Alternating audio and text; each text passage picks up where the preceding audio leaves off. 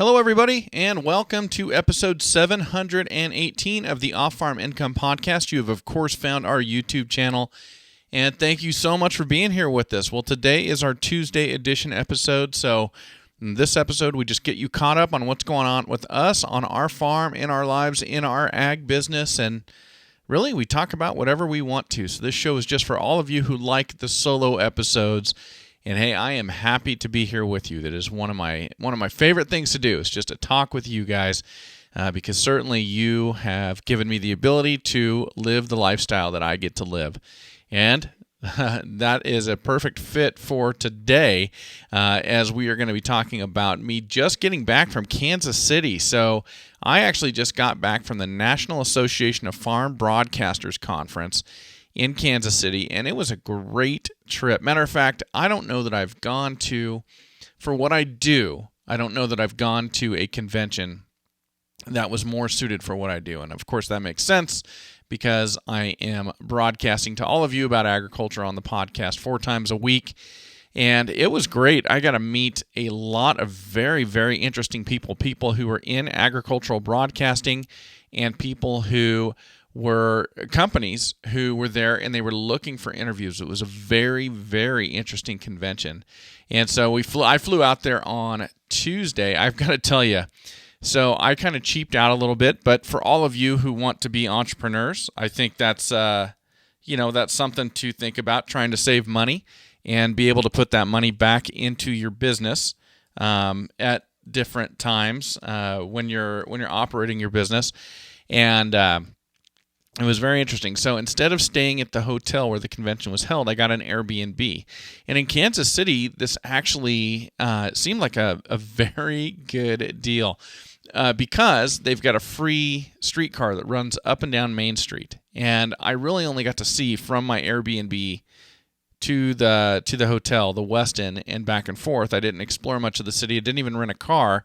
But I decided to go with the Airbnb. It was going to save me about 50%. Well, it turned out save me 100%. But I got to tell you the story about how all this occurred.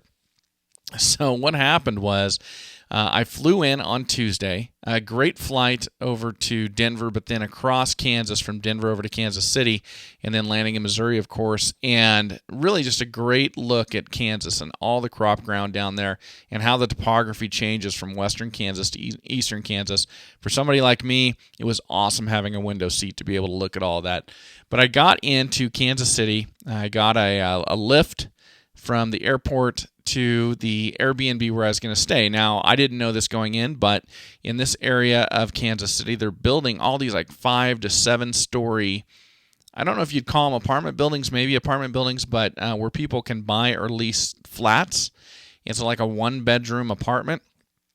And so I had rented one of those through Airbnb to save that money, and it was right near that streetcar which runs down to Union Station, which is right across the street from where the convention was being held for the National Association of Farm Broadcasters. So to me, that was perfect because that's a free ride every day, and it was half price to stay up the street at the Airbnb. Well, I'd never been to Kansas City before, never been to Missouri before this trip, and landed in there. It was dark. It was cold. There was about a 10-degree wind chill on the Tuesday when I landed in there, and the Lyft driver dropped me off in front of this place. I had to have all these key codes to get into the building. I get into the building, go up to the 5th floor where my room is, type in the key code. The green light comes on. I turn the knob to open the door won't open. The deadbolt is locked. And I'm like, whoa, what is going on? I am ready to plop my stuff down and kind of relax after this travel day. What is going on? And so I stopped. I'm trying to figure out what's going on. And I listen, and I hear voices inside this flat, this apartment, which is supposed to be my Airbnb. And this is my first ever semi-negative Airbnb experience, by the way. I always use Airbnb when I go to the National FFA convention. It's always worked out great. And I've used them in other places as well. So this is my first kind of negative occurrence of this. So I'm sitting there. I'm like, I think I hear voices inside. So I tried the code again. The green light came on. The doorknob turned, but the door wouldn't open. The deadbolt was clearly locked. So I'm knocking on the door. The voices go silent. Now, I was a police officer for 15 years, so I'm like, all right, this is not good. Not good. So I knocked. I emailed the guy who was renting me this flat. I hadn't heard anything back from him yet. Kept knocking. All of a sudden, somebody finally comes to the door. It's about an 18-year-old kid named EJ walks out. I can totally smell marijuana on him or coming out of the apartment. And I'm like, this is great. Well, I'm certainly not staying here. I don't care what the owner does to try and resolve this. I'm not staying here. So he showed me his phone. He had a reservation for the same Airbnb for the same night as me. And all of a sudden I was thinking, you know what? It's 10 degrees outside. It's dark. I don't know where I'm at. And my decision to cheap out and get an Airbnb just got proven wrong. That was not the right call. So I left. I went down to the lobby of this building. There's nobody there. It's not a hotel, so there's no front desk clerk or anything like that. Go down to the lobby, and I get on the phone. I start calling hotels. Well, a week earlier or 2 weeks earlier, I could have rented hotel rooms for like $150 a night. Now everything's like $230, $240 a night because I'm trying to get a room for that night. And I am just sitting there going, you have got to be kidding me. And I'm going to resolve this issue with Airbnb later, but right now I need some place to go that's warm, that I can sleep, and I can drop my stuff off at, because I got all my stuff, which for me, I pack pretty light, just one backpack, but still, I've got all my stuff. So I'm like, you have got to be kidding me right now. So as I'm on the phone with the hotel and I'm about to make a reservation, my phone beeps. I look down and it's a number from Kansas City, so I'm positive that it's the owner of the flat. So I took the call, and he's like, "Look, I'm sorry. I don't know how this happened. I've got another place. It's unoccupied for the next 2 nights. I will let you stay there for free for your entire trip. Here's how you get in. You just got to walk about 2 blocks to get over there." So I said, done. I'll take it. So I took the chance, got off the phone with the hotel, which, by the way, was selling out. They had like 1 or 2 rooms left. Walked over to the new Airbnb, to the different building, got into the room. The room was great. It was nice. Went in there, and everything seemed secure. There's a deadbolt on the door, so I could lock it, and anyone with the code would not be able to get in. And I said, okay, I'll take it. So I wound up staying at his other place. And then I did have to move on the 3rd day because he had 2 nights of vacancy there, and then he had the 3rd night that I was supposed to be in the other place available. And so I had to deal with that hassle, but that turned out to be all right. And he comped me the whole deal because of the mix-up and everything that went on. So actually, my cheap out option ended up turned out to be a really good option because based on the circumstances, everything that happened and what this gentleman did for me, It worked out, and I got free lodging for the entire time I was in Kansas City, and actually pretty nice accommodations. And again, right by that free streetcar, so it was free for me to ride up and down to Union Station, which was right there. You go basically into Union Station, which, by the way, hats off to Kansas City. Kansas City, I was surprised by. Not that I didn't expect something great. They've got 2 professional sports franchises there. I thought it was a major city, but I just never been there. But Union Station's beautiful, by the way, where the railroad comes in and people catch the Amtrak and all of that. Then across the street is the National World War I Memorial. I mean, it was really cool. So for any of you who are looking for a good trip, I can't wait to go back. I want to try and go back and take in a weekend where we see a baseball game and a football game and explore around. I think Autumn and Hattie would really, really like it. Especially, they would really like Union Station. It was really beautiful, both inside and out, and it was huge. I was really blown away by it. But anyway, you get off that free streetcar, and you just walk right into Union Station, and you go up into a skyway. And the skyway, you just walk across the road, and the skyway up above the road, and it dumps you out right in the Westin. So it worked out great for me. Free lodging, free transportation back and forth from the Airbnb, and then right into the convention every day. So actually, my cheap out ended up working better than I thought. Now, the convention was great. There were meals, 3 meals a day, free drinks at the receptions and things like that. So I only ate out in Kansas City one night. That was my first night, and I went to a place called Jack Stack Barbecue, which I'd never heard of, but I asked a few friends where I should go. Everybody said that. There was a gal I saw in the lobby of that first building. I asked her where I should go eat. She recommended that place, which was right within walking distance of where I was staying. So I went there, and it was fantastic. And the sauce-based Kansas City barbecue was very, very good. I really, really enjoyed it. By the way, if you all go to Jack Stack, if you've never been there, get the cornbread as an appetizer. It's enough for 2 people, easily maybe 3. It's the jalapeno cornbread. It wasn't hot, but it was delicious. It was very, very good. So I highly, highly recommend that. And if any of you are making a trip to Kansas City and you would like to know which Airbnb I stayed at, just shoot me a line. I'd be happy to recommend this gentleman. His name is Chad. He made everything right. The places were very, very nice. They were very, very secure, and I really liked the neighborhood. I really liked riding the streetcar, which was very, very easy and totally free. So if any of you are making a trip there and you're looking to save a little money on your lodging, get a hold of me. And I will totally recommend him and send you the link to be able to rent his place. I think it was just an honest mistake which happened to me on the first night, and he did a very, very honorable thing to make it right for me. So I'd be more than willing to send him business and would highly recommend his places. Brand new places, top of the line accommodations, washer, dryers, kitchens, very, very comfortable bed, very, very clean kitchen, television, couch, all that, everything you want. So definitely hit me up on that. Especially if you're like, I don't know if I want to try Airbnb because you don't know what you're going to get on these particular 2 units. I can tell you right now, there's going to be as clean and as nice with more accommodations than any hotel. So definitely would recommend that. Just get a hold of me if that's what you'd like to do if you're heading that way. But anyway, let me talk about the convention, because for somebody who loves agriculture, this convention was a feast. Now, I am actually pretty much an introverted person. I really am. And I was sending messages to Autumn and Hattie the whole time I was there, because there was so many opportunities for networking and meeting people. And it is a golden opportunity for somebody like me with the business that I have and what I like to do in agriculture, that I couldn't pass up that opportunity. So I had to force myself to kind of be on and to be out there and to network. And for me, it is exhausting because I'm introverted. So I really have to tap into something that does not come naturally to me to be able to do that. But man, every opportunity was there. And every time I met somebody new, they did something fascinating in agriculture.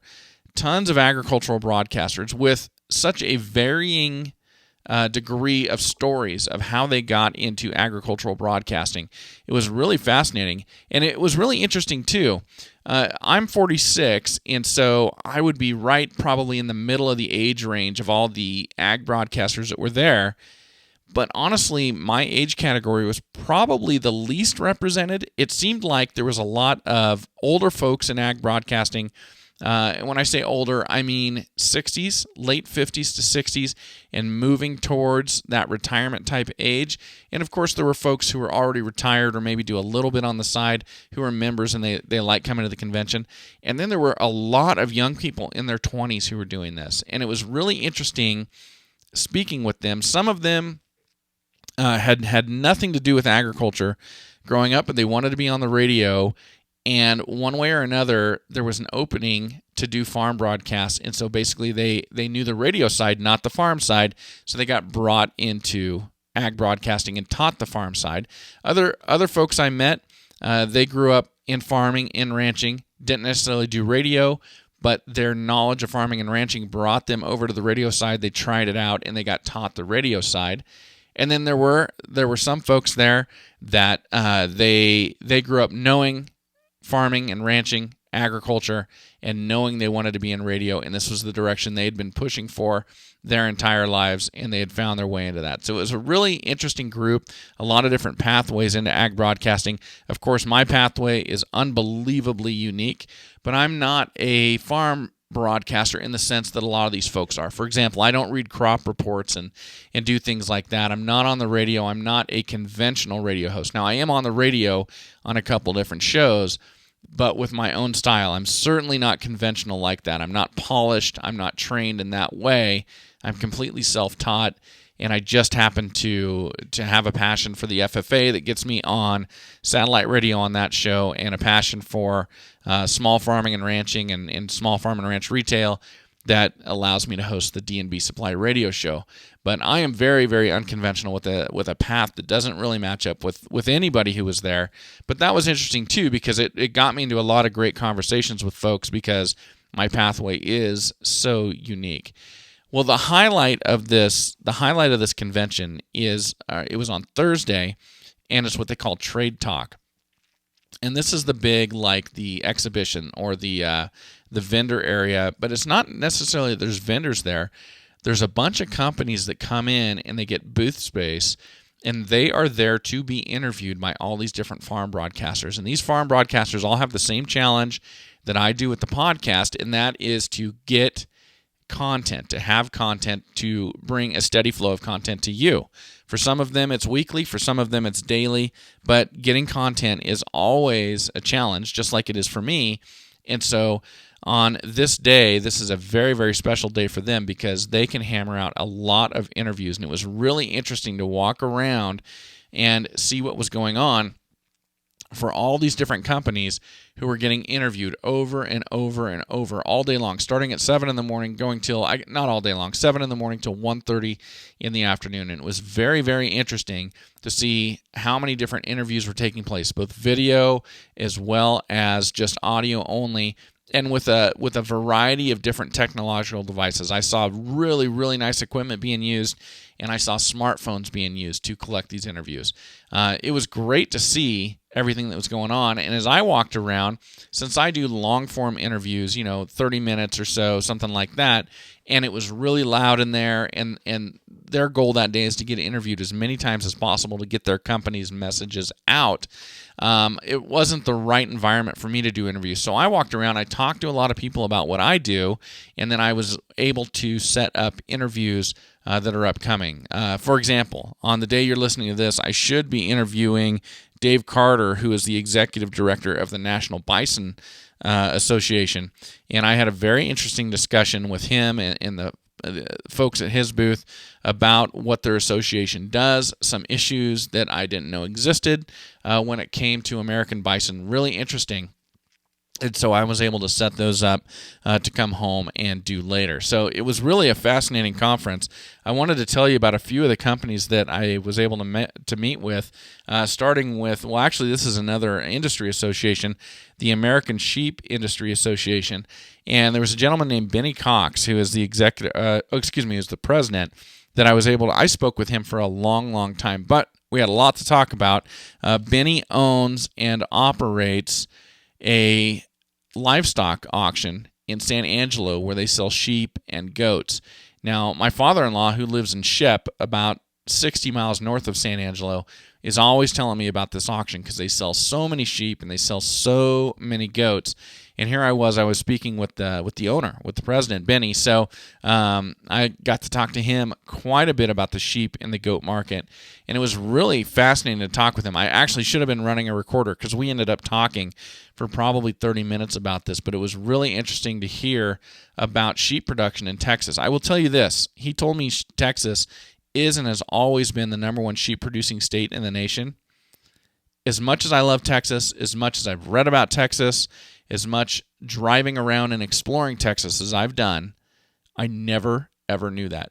I don't know how I did not know that. And actually, I came home and I told Autumn this, and matter of fact, she was in Texas just the weekend before, and she's like, where are the sheep? And I had to ask the same question. We've driven a lot of Texas for our limited time there, never living there. We've driven a lot of Texas because I've loved exploring it, and I've seen, of course, 1 million cattle, and I've seen 1 million goats. I'm trying to think if I've seen any sheep. But according to Benny, always has been and still is the number one sheep producing state in the nation. So I found that to be very fascinating. But it was also very fascinating to speak with him in terms of numbers of what he's seen over the last, say, decade, in terms of the percentages of what they're selling, how goats are rising. So up near the 50% mark. Used to be around 10 to 15% of what they would sell would be goats. Now it's almost 50-50. I think a year ago it was 50-50. And then this year, or maybe I'm a year off, dropped down to like 46% goats. But right there, selling as many goats through that auction as they are sheep. It was really, really fascinating to talk about. And so maybe one of these days I'll have Benny on the show to discuss that more. But I'm telling you, we're seeing a lot more goats in our fair out here. When goats are, or there's many goats in the fair barn now as there are sheep, I think, and that's on the rise. But yeah, there's something going on here. And so for those of you who are raising goats, there are definite opportunities there for you. There is demand for goat. It's very, very interesting what's going on. I also spoke with Casey Kindler, who is the communications manager from the Animal Agriculture Alliance. This was a fascinating discussion. I actually was able to meet with Casey outside of the vendor area and have more of a talk in a quiet environment and a long discussion with her as well. But the Animal Agriculture Alliance is a very, very interesting nonprofit that is supporting people who raise livestock by teaching people how to respond to animal rights groups, people who are spreading disinformation, or just how to get your message out about what you do and why what you do is good and why how you do it and care for animals at the same time, how to get that out. And how to share your message. They do some really great stuff over there, and I would encourage you all to check out their website. It is the Animal Agriculture Alliance, and they are out there supporting and fighting for all of us in animal agriculture every day to keep animal rights groups from spreading disinformation and shutting us down or even coming onto our farms. They'll teach us about tactics they're using and things like that. So if you've got some dollars that you're looking to support a good group with, I would definitely look into this nonprofit and consider them because they're doing really, really good things for agriculture and, of course, those of us in animal agriculture. But that was a fascinating discussion, very interesting stuff, talking about, they'll teach you things like how to try and figure out if somebody applying to work on your farm is like an undercover animal rights person. Really, really interesting stuff. And also, they don't have the standpoint of anything we do with livestock is okay. Certainly, they want us to have best practices with livestock so we don't shoot ourselves in our own foot when it comes to raising livestock. So really, really good group. I would definitely look into that, you guys, if you just maybe even consider being a member so you can get that information. I think it would be really, really useful to you. Next, I spoke with the owner, Mark Stock of Big Iron Auctions.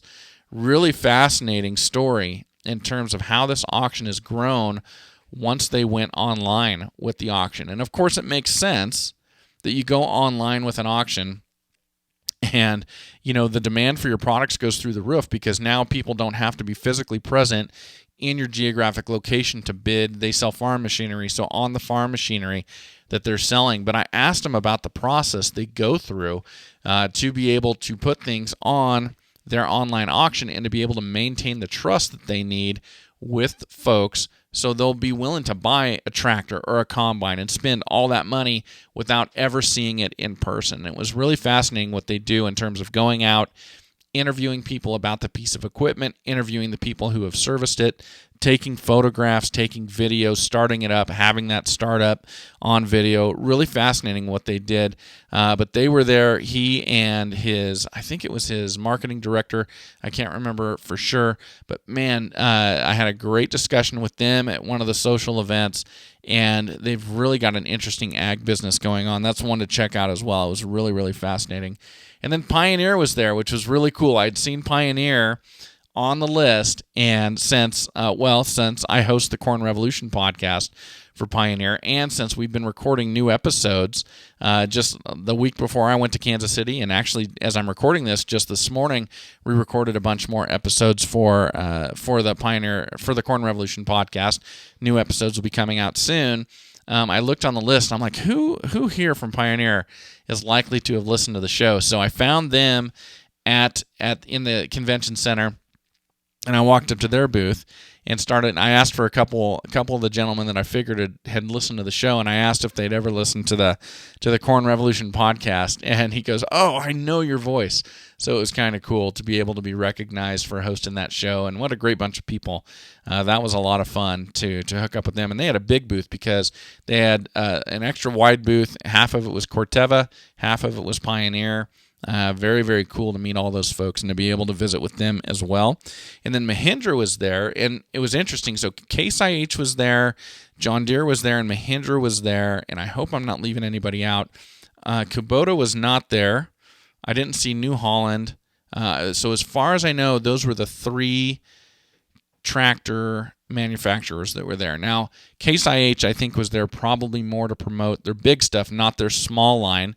John Deere probably as well. So, but of course, both of them have a line in that small tractor market. But with Mahindra being the third most sold line of small farm and ranch tractors in the U.S., it was really interesting to hook up and speak with those folks about why their focus is on smaller farmers, people who are entry level, who are working smaller acreages, and what they've been doing there, and then to talk with them about their line of tractors that do have a bit more horsepower, up into that 70 and 80 horsepower range.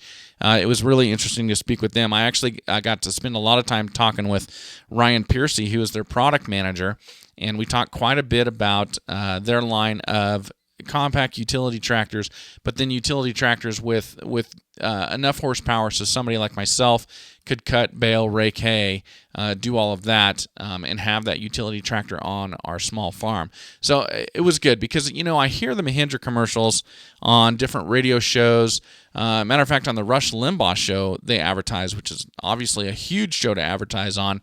And they are really, really making an effort to let you all know what kind of tractors they're producing and to build that brand recognition to help them get even deeper into this market. But there was good folks there. They even had their president of North American operations there. So they were very serious about getting their message out, and got to visit with them and really, really enjoyed the talks I had. Everybody was very, very friendly.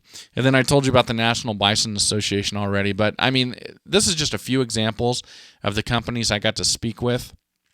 I think I will have quite a few interviews coming forward in the future based on people that I was able to connect with there. But man, what a great conference. Now, I don't know this for sure, but I think I'm right that you have to be a member of the National Association of Farm Broadcasters to attend this, because you get special access to all these folks, and of course they get special access to you. I don't know if there's an option for going to this convention without being a member or not, but it was certainly something that offered a lot of great opportunities to all of the great ag broadcasters that were there. And, I got to participate in a lot of things. I went to the awards banquet on Thursday night and the Hall of Fame inductions. It was great. It was really, really cool to be there and to see those inductions, see the videos about these two gentlemen who had been devoted to ag radio forever, and they knew they wanted to do that. They knew they wanted to be in that public eye. They loved agriculture, and it kind of let you know what it takes to rise to that level. And I think that would translate over to anything you do, no matter what you do in life. If you want to reach that level where your peers recognize you and say you deserve to be held up in this Hall of Fame as one of the best to ever do this, it shows you that passion that goes into it, where it all started. So it was a lot of fun. I really enjoyed it, and I came home to a farm that was well taken care of. All the animals are doing good. I can't be more thankful to have a wife and a daughter that will do that for me while I'm away. And it was a great trip. It certainly lit my fire, and it got those energy levels up for doing this podcast for all of you. So, and also, I should tell you all, I know that right now, compared to other aspects of industry, when it comes to podcasting, we're limited in terms of the number of agricultural podcasts that we have available. And you may find that frustrating. Maybe you're looking for more and there's not more out there for you. I do think it's coming, but I do think we are behind. But certainly somebody like me going to a convention like this and being able to talk about agricultural podcasting and the things I've been able to do with it, I think definitely sparks some interest in other people. So that's coming. It's coming, but I do think that agriculture is a little bit behind in the production of podcasts, but I do think it is coming. Definitely industry, PR people are getting interested in this. So more is coming for you soon, I hope. There's more emerging all the time, but just wanted to throw that in there for you as well. All right, everybody. Well, thank you for letting me tell you about this great trip, about this great convention. And again, if you're heading to Kansas City and you do want to get an Airbnb, let me know. Again, this place is clean, safe, secure. I'd be happy to recommend it. It's in a great location to get you around downtown, and I'd be happy to recommend that. Just drop me a line. And as always, enjoy your journey to the ultimate lifestyle business, agriculture.